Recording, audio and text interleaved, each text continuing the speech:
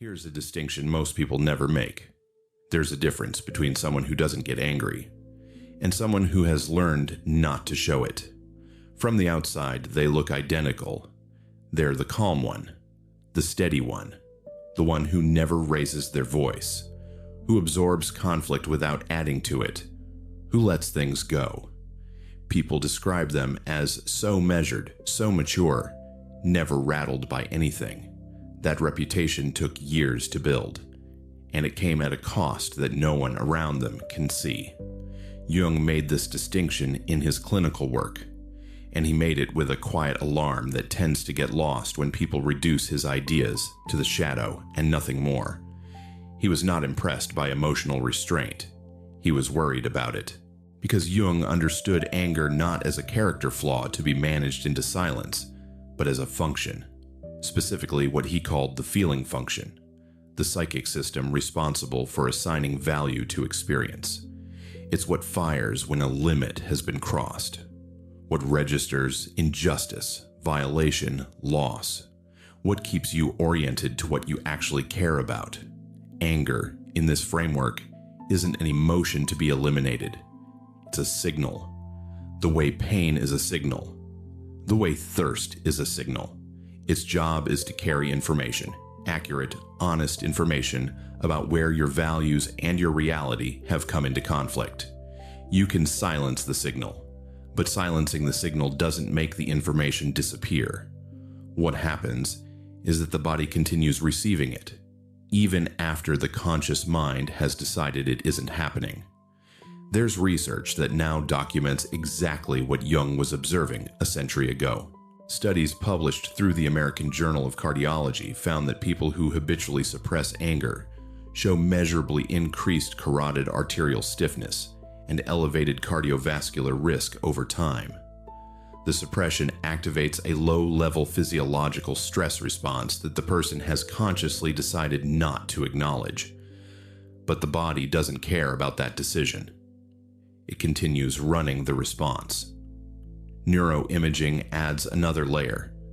The anterior cingulate cortex and the insula, regions associated with pain processing and internal conflict, remain active during suppression.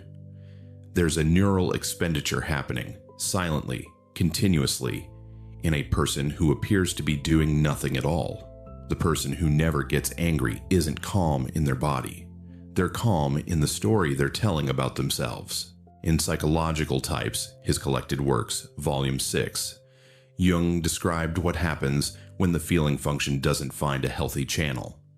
When the anger it generates has nowhere to go, it doesn't dissolve, it transforms. He called the mechanism compensation. The unconscious, he wrote, moves to restore balance by building up precisely what the conscious ego refuses. The more completely you become the calm one, the more active the pressure working in the opposite direction. The unexpressed anger that couldn't find a direct exit starts appearing in indirect forms. Withdrawal, a quiet, precise coldness toward people they were once genuinely warm with. Small acts of withholding, not refusal, not confrontation, just a faint, persistent distance that no one can quite point to. A sharpness that appears in offhand remarks that carry more weight than anything they'd ever say directly. The sense, hard to name, easy to feel, that being close to them requires a performance of constant inoffensiveness. Passive aggression barely captures what Jung was describing. He was pointing at something more structural, the transformation of suppressed feeling energy into a shape that doesn't explode, doesn't surface, but is felt by every person who spends extended time with them. I watched this play out at the hospice unit in a way I didn't fully understand until much later. There was a man who ran intake on our floor, my supervisor for a stretch. Not a patient, the person responsible for orienting families during the worst weeks of their lives, genuinely skilled at it. I don't think I heard him raise his voice once in 2 years, and there was something I couldn't articulate. A quality of being in a room with him that felt, while warm, also slightly airless, like the space was already managed before you arrived. Like something in the atmosphere prevented a certain kind of honesty from occurring. I wasn't registering hostility.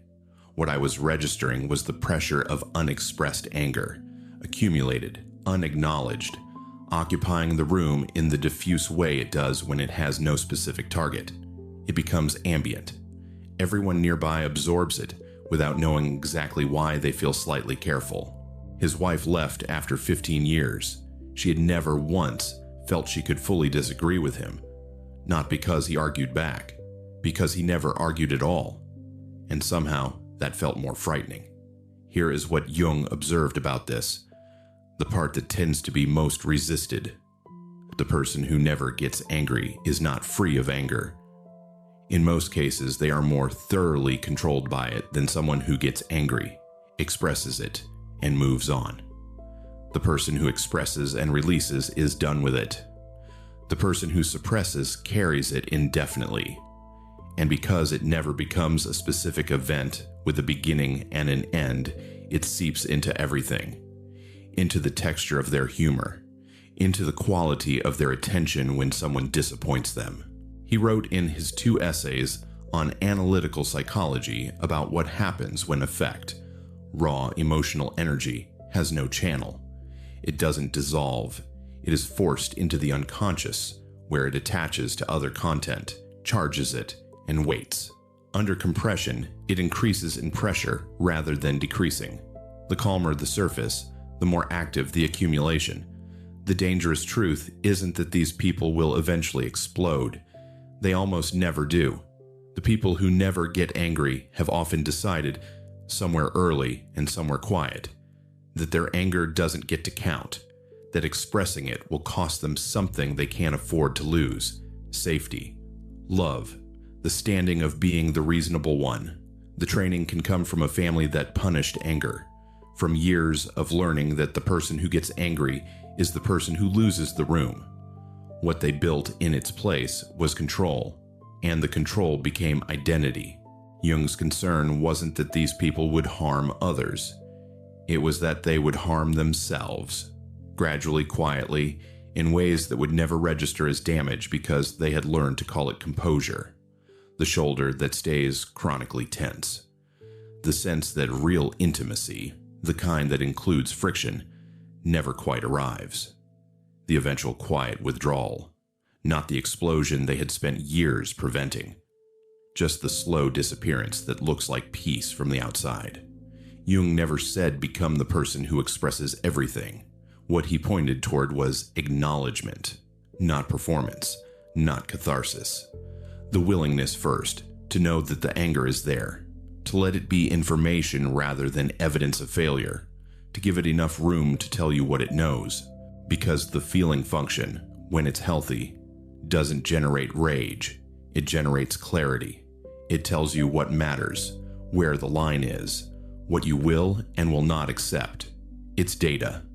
Honest, accurate data that years of being the calm one has been systematically refusing to receive. The dangerous truth about people who never get angry isn't what they might do. It's what they've already stopped feeling, and the slow, steady cost of calling that composure.